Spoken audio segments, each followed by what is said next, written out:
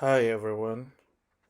Today we are going to be talking about perspectives, China's strategy to global strategy. This is an article that discusses the shift of China's business strategy from a focus on domestic markets to a focus on global markets. I will examine the reasons behind the shift and the implications for companies and other stakeholders both in China and around the world. One perspective presented in this article is that China's growing economic power and international influence have led to greater opportunities for Chinese companies to expand their reach and compete in global markets. I will examine the drivers behind the shift to a global strategy, as well as the opportunities and challenges that this presents to companies and other stakeholders. We'll go through the presentations using the following sequence. First, we'll talk about the China strategy. We'll look at evolving business landscape in China. We'll take a look at the impact of China's global strategy on developed economies.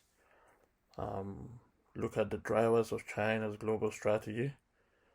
From there, we'll dive down into institutional based view of China's global strategy vis-a-vis China's state-owned enterprises.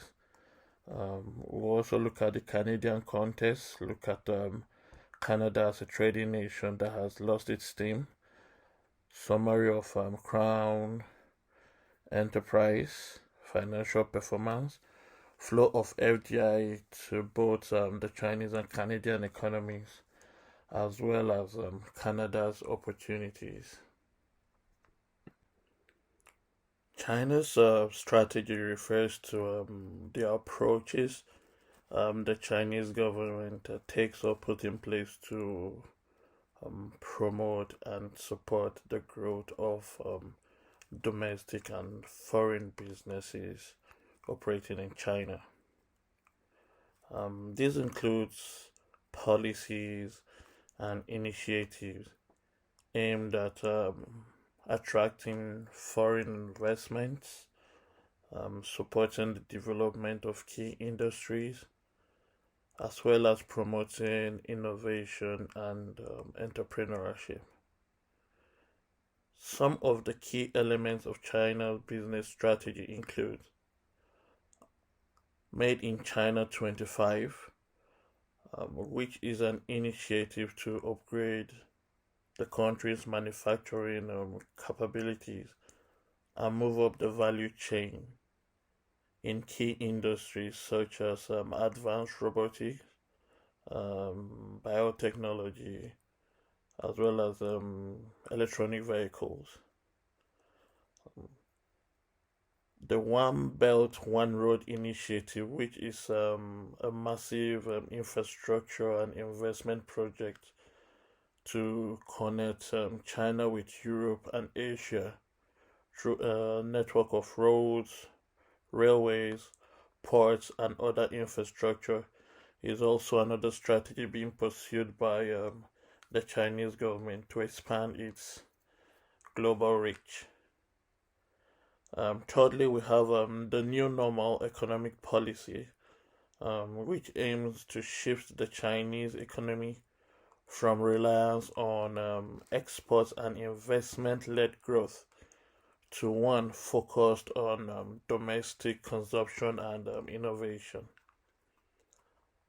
China's business strategy also includes a range of policies aimed at protecting domestic firms and industries, such as regulations that limit foreign participation in certain sectors and government procurement preferences for domestic firms.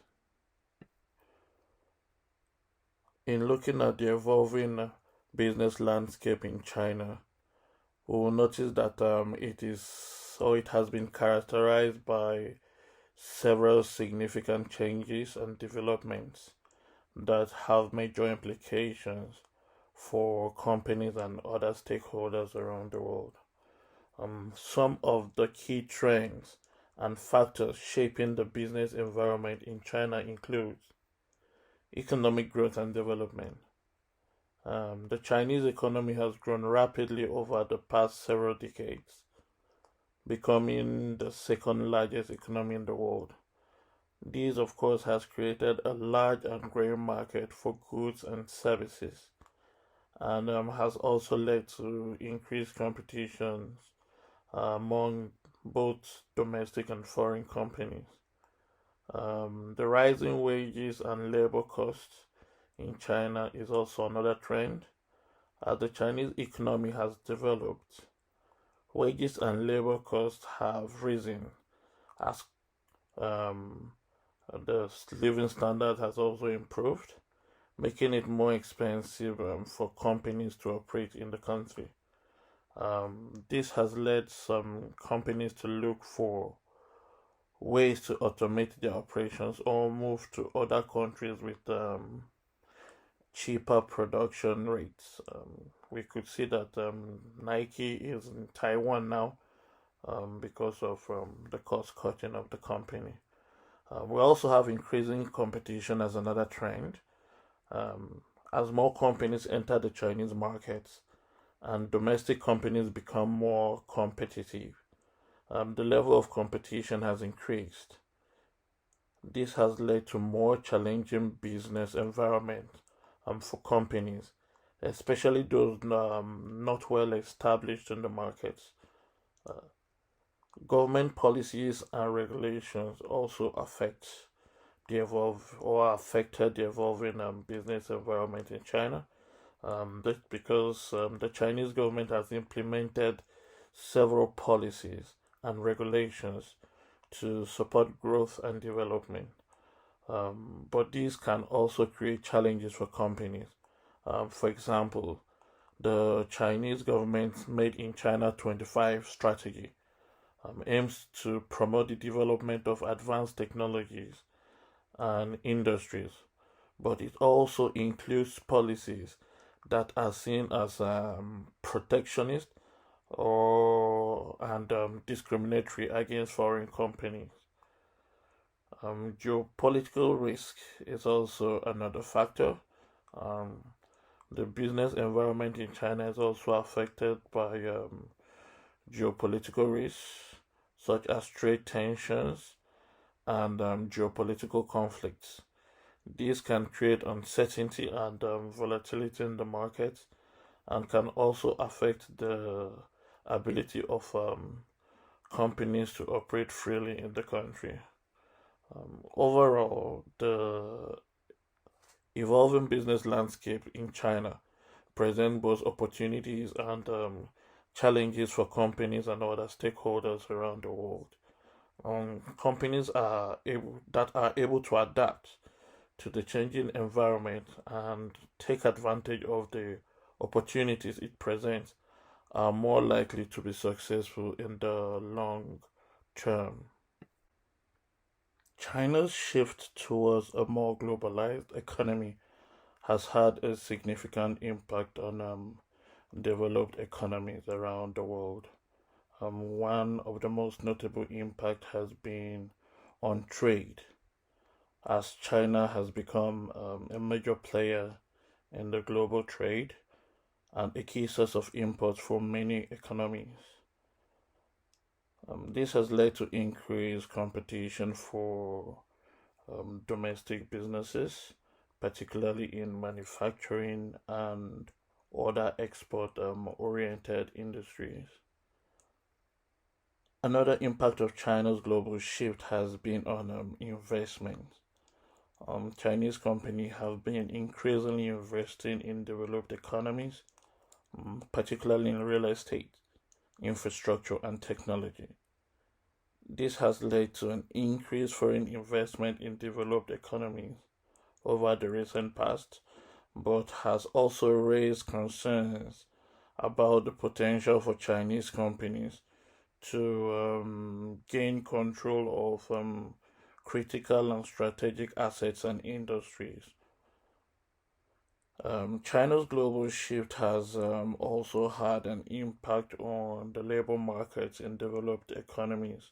Um, Many developed economies have seen an increase in competition for jobs as Chinese companies have moved into their markets, leading to concerns about job losses and wages stagnations. Furthermore, the shift in manufacturing to China has led to offshoring of jobs and increased automation. Um, while it has brought benefits such as increased trade and investment, it has also led to increased competition and challenges for um, develop for domestic businesses and labor markets. There are several drivers behind China's global shift to global strategy.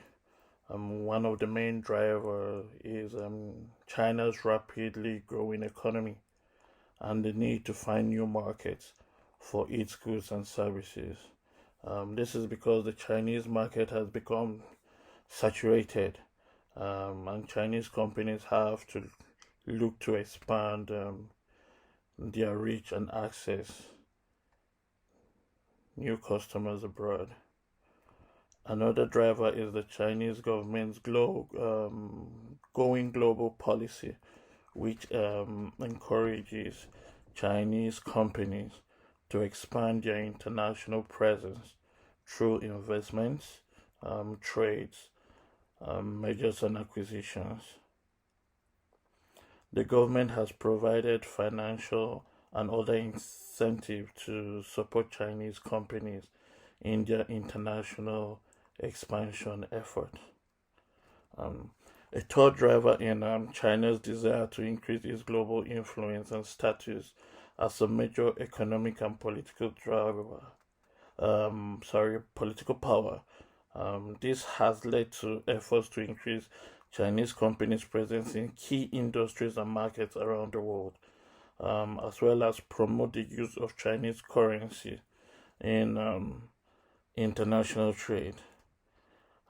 Additionally, the technological advancement and increased competitiveness of Chinese companies in various sectors, such as automotive, artificial intelligence, and 5G technologies, have allowed them to be more competitive and have a bigger impact in the global market. Lastly, the China's One Belt One Road initiative, which focuses on investing in infrastructural projects in countries along the Asian Silk Road trade routes, has also been a driver for China's global strategy. This initiative has helped China to connect to markets in Asia, Europe, and Africa, and has provided new opportunities for Chinese companies to expand their international presence.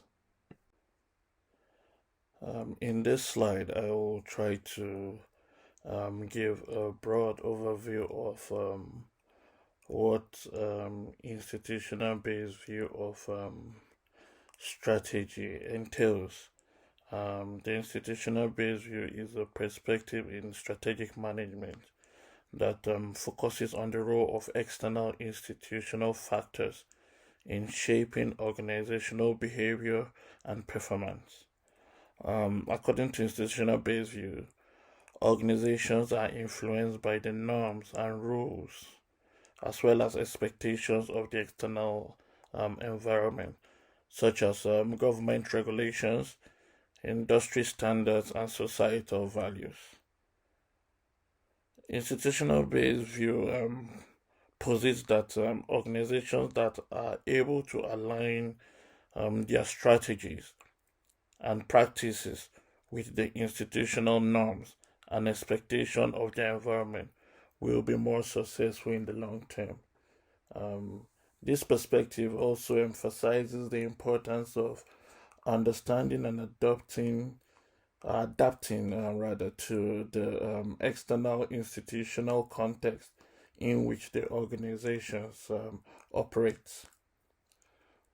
One key contributions of international institutional based view is that it emphasizes the importance of institutional changes and the role of organizations in shaping their institutional environments. Um, it also highlights the importance of understanding the different types of institutional logics that exist within different industries, regions, and cultures, and how they shape organizational behaviors.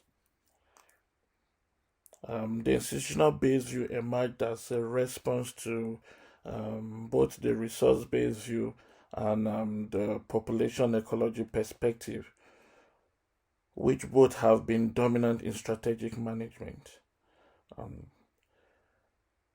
the resource based view emphasizes the role of internal resources and capabilities in shaping organizational performance, while the population ecology perspective focuses on the role of demographics and environmental factors in shaping organizational survival. Institutional based view argues that both of these perspectives are incomplete as they neglect the role of external institutions in shaping organizational behaviors and performance. The institution-based view has been applied to a wide range of organizational phenomena, including corporate governance, international businesses, strategic alliances, and social entrepreneurship. Two core principles of these principles exist.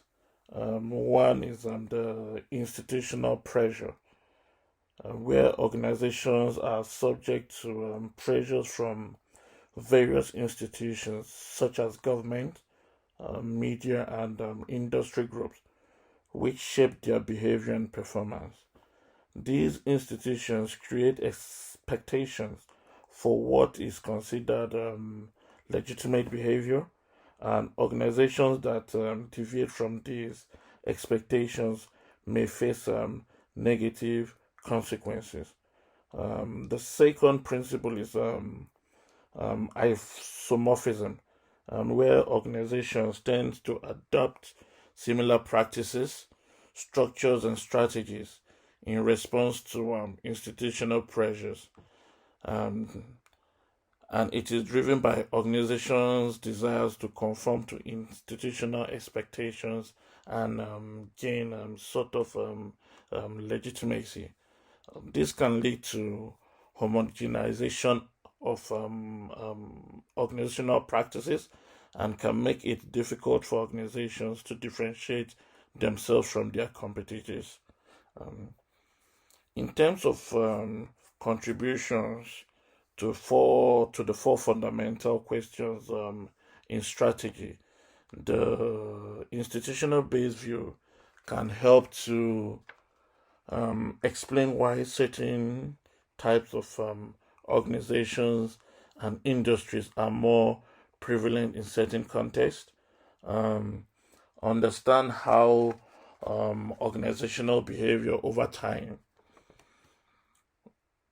and how it is influenced by changes in the institutional environment.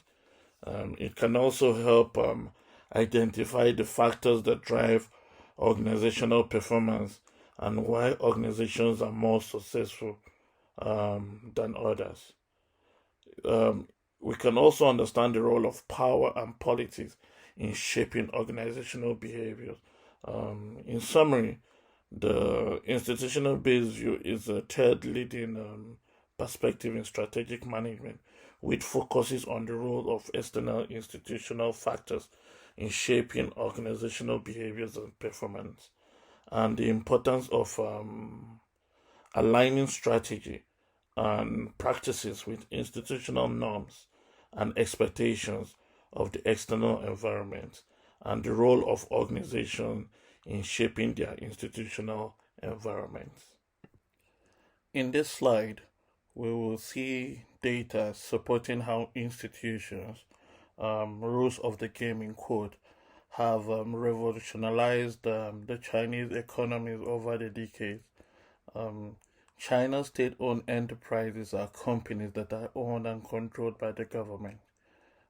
They play a significant role in the country's economy and are involved in various industries, from energy to transportations and telecoms. The Chinese government controls these enterprises through state ownership of shares and through direct management of their operations. Um, the Chinese state-owned enterprises account for over 60% of China's market capitalization in 2019 alone, generating 40% of China's GDP of 15 to $97 trillion. As of 2019, China's state-owned enterprises represented 4.5% of the global economy, with total assets amounting to over $78.8 trillion. It is also interesting to note that 91 of Chinese state-owned enterprises are listed in the Fortune Global 500 companies. In contrast with the Chinese economy, Canada, which is a trading nation with export as its critical part of its economic strategy, has been on the decline. Trade has not been a significant source of growth in the economy for many years now, as the contributions has been overshadowed by consumer spending and residential investment. Over the last 20 years, um, exports have risen at just half the pace of the overall economy, and despite trade agreements offering some of the best access to the best markets in the world, Canada only exports mainly to the US, the same as at about 30 years ago. Um, Meantime, Canada's share of the US market is facing fierce competition and decline. Between the year 2000 and 2020, China absorbed Canada as the top source of imports to the US, its market share rising from 18 to 18% rather, as Canada fell to 11.6%. Following the global financial crisis, Mexico bumped Canada out of second place, as evident in the chart on your screens. Canada's underperformance is often tied to geography, as it all mainly engage developed economies with very slow um, economic growth rate, rather than emerging economies with high or the propensity for high growth rates. Today, China supplies more than a quarter of Canada's small appliances, toys and games, and some clothing and textile products. Canada is heavily reliant on the Chinese imports of advanced manufactured goods like cell phones and laptops, items for which Canada has little domestic production capacity. Among the nearly 10,000 unique items Canada imports, China is the largest supplier of 1,845 products approximately, and also the dominant supplier, accounting for more than 90% of imports of 120 products. In general, China has a larger market share in product that Canada produces less of, making reshoring difficult, and creating a huge trade deficit between both countries. Crown corporations of Canada are also state owned enterprises that are operated by the Canadian government. They're established to perform specific public services or functions and operate on commercial basis. Examples are the Canadian Rail, also the Canada Post. Um, if you compare the financials of the Canadian Crown Corporation and the Chinese state-owned enterprises for the year 2019, you will see the financials of the Canadian Crown Corporations are begging for more answers than questions. While the state-owned enterprise of China is representing 4.5% of global economy. The Canadian Crown corporations are posting a negative net position of over $400 billion.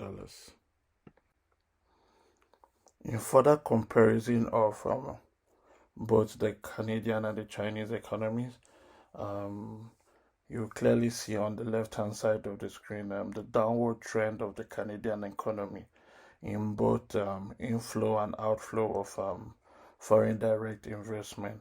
While on the right hand side of the screen, you clearly see an upward trend and an initial spike showing that the Chinese economy is advancing more or embracing more of a global status, hence the instant spike in outflow of FDI, meaning they are also investing heavily in other economies. Is it all doom and gloom for Canada? No. There are still ways Canada can revive its economy. And one show with which they are already a leading authority is doubling down on innovation in clean technologies. One of the clearest opportunities for Canada lies in the Biden administration promise to make the largest ever investment in clean energy research and innovation. To this, he has intends to invest over $400 billion rather over 10 years in this area. Clean technologies encompasses products and services that reduces greenhouse gases emissions or increase environmental sustainability and protection. Globally, clean tech activities was expected to exceed $2.5 trillion by the year 2024, based on the forecast in 2017, well before increased global climate commitments were made. Canadian companies are well positioned to take advantage since they are already a leading authority in the field. And to become more competitive, Canada will need to reassess its trade policies, which it needs to modernize and considers to support strategic goods following global trend. It also needs to revamp its investment policy by establishing priority sectors for public and private investment, such as infrastructure investment to connect new supply chain.